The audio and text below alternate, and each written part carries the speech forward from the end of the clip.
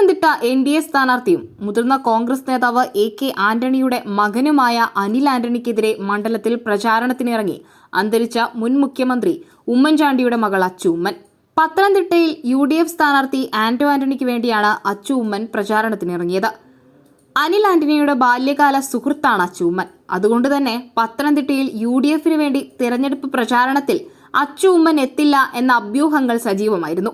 എന്നാൽ ഈ അഭ്യൂഹങ്ങൾക്കെല്ലാം വിരാമം ഇട്ടുകൊണ്ടാണ് പത്തനംതിട്ടയിൽ അച്ചു ഉമ്മൻ എത്തിയിരിക്കുന്നത്.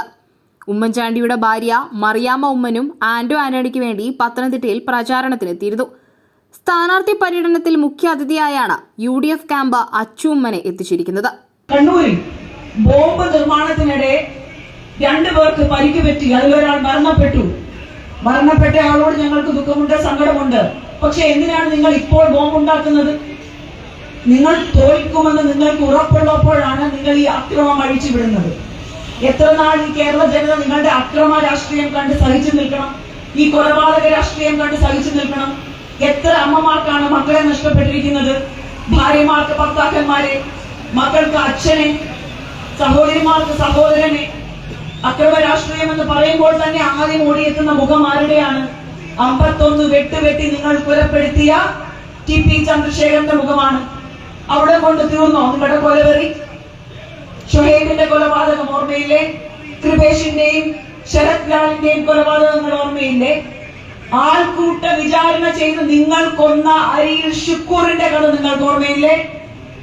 ആ ആൾക്കൂട്ട വിചാരണയുടെ പരമ്പരയാണ് ഇങ്ങ് പൂക്കോട് വെറ്റിനറി കോളേജിൽ നടന്ന സിദ്ധാർത്ഥിന്റെ കൊലപാതകം. മാതാപിതാക്കൾ ജീവിച്ചിരിക്കുമ്പോൾ മക്കൾ മരിക്കുന്നത് വളരെ സങ്കടമുള്ള ഒരു കാര്യമാണ്. ആ സിദ്ധാർത്ഥിന്റെ സാധുക്കളായ മാതാപിതാക്കൾക്ക് ആ ദുരന്തം വന്നെത്തി, അല്ലെങ്കിൽ വരുത്തി വെച്ചു. ഇവർ ആ മരണവാർത്ത അറിഞ്ഞ ആ മാതാപിതാക്കൾ ഒരു പക്ഷേ ഒരു നിമിഷമെങ്കിലും ആഗ്രഹിച്ചിട്ടുണ്ടാവാം, എന്റെ മകൻ, ഞങ്ങളുടെ മകൻ വേദന അറിയാതെ പോയി കാണണമേ എന്ന്. അത് നടന്നോ?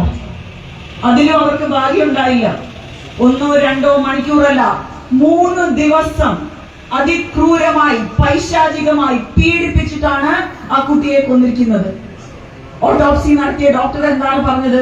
വയറ്റിൽ ഒരംശം ജലമോ ഭക്ഷണ പദാർത്ഥമോ ഇല്ല. ഇത്രയും ക്രൂരമായി പീഡിപ്പിച്ച് കൊല്ലാൻ ആരാണ് ഇവർക്ക് ലൈസൻസ് കൊടുത്തിരിക്കുന്നത്?